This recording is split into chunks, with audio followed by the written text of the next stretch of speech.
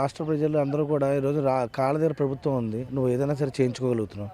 దాన్ని పోగొట్టుకుని మళ్ళీ చేతులు కట్టుకుని అందరి దగ్గరికి వెళ్ళి జన్మభూమి కమిటీల దగ్గరికి వెళ్ళి అడుక్కోవాలి. ఇంకా ఇప్పుడు రాష్ట్ర ప్రభుత్వం ఏర్పడిన తర్వాత మన జగన్మోహన్ రెడ్డి గారు రాష్ట్ర ప్రభుత్వం ఏర్పడిన తర్వాత అప్పుడు 10th చదివిన వాళ్ళందరూ కూడా ఈరోజు ఓటు హక్కుదారులు.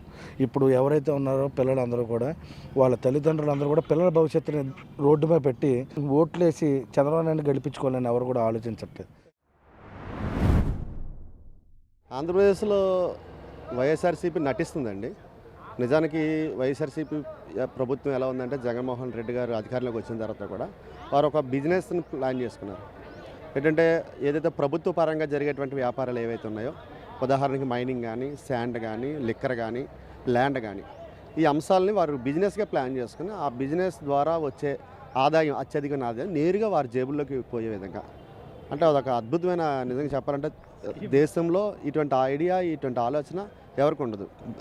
ఆ వైసీపీ జగన్మోహన్ రెడ్డి గారు అన్నాయిలుగా ఉన్న మినిస్టర్లు 3-4 ఎవరైతే ఉన్నారో వారు కాకుండా మిగతా ఉండేటువంటి వారు ఎవరికి కూడా కనీసం రేషన్ కార్డు ఇచ్చుకునేటువంటి అవకాశం కూడా వారికి లేదు. మరి ఇంత అద్భుతమైన ప్రభుత్వం మరి ప్రజలకు అవసరం లేదు. ఆంధ్రప్రదేశ్ నుంచి నేను చేశానంటే కేవలం ఒక రైతులకు ఇచ్చేటువంటి నెలకు 6,000 రూపాయలు, ఇంకో 7,000 రూపాయలు జత చేసి ఇచ్చింది తప్ప ఈ రాష్ట్రంలో ఇంకోటి ఏం లేదు.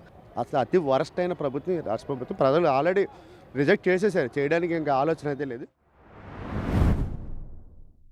సంక్షేమ పథకాలన్నీ ఏమో మన సెంట్రల్ గవర్నమెంట్ ఇస్తుంటే వీళ్ళు చేసే రంగులు ఆ blue colour paint, green colour paint, white colour paint పూమేసి ప్రతిదానికిను మేము ఇచ్చేమన్నట్టు చెప్పుకుంటున్నారు. ఇప్పుడు స్టేట్లో జరుగుతున్న అభివృద్ధి పనులన్నీ సెంట్రల్ గవర్నమెంట్ ఇవే అభివృద్ధి పనులే. సో ఆంధ్రప్రదేశ్కి సెంట్రల్ గవర్నమెంటే స్టేట్ గవర్నమెంట్ కన్నా ఎక్కువ చేసిందనే అభిప్రాయం నాకుంది. మన గడిచిన 5 సంవత్సరాలుగా మన రాష్ట్ర ప్రభుత్వం చేసే పని ఏంటంటే కేవలం సంక్షేమం తప్ప అభివృద్ధి అనే దానికి శుభ్రంగా గాలికి వదిలేశారు. దానికి ప్రధాన ఉదాహరణ ఉన్న రోడ్లను అసలు వేయకపోవడం, ఏమన్నా ఉంటే బాగు చేయకపోవడం. ఇదంతా చూసి చివరికి ఏమైందంటే ఇది గుంటల కోసం రోడ్లు ఉన్నాయా అని అనిపిస్తుంది.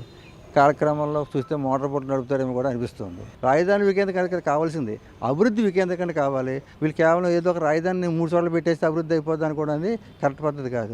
ఇంతసేపు ఇందులో అధికారంలో వీళ్ళని వాళ్ళు కొట్టుకోవడం, వాళ్ళ మీద వీళ్ళ మీద వాళ్ళు తప్పించి ఎవరో కూడా ఏ రకమైన అభివృద్ధి గురించి వీళ్ళు పట్టించుకోవటం లేదు. ఈ రకంగా చూస్తే త్వరలో పరిపాలన అనేది కుప్పకూలిపోవడం ఖాయంగా ఉంది.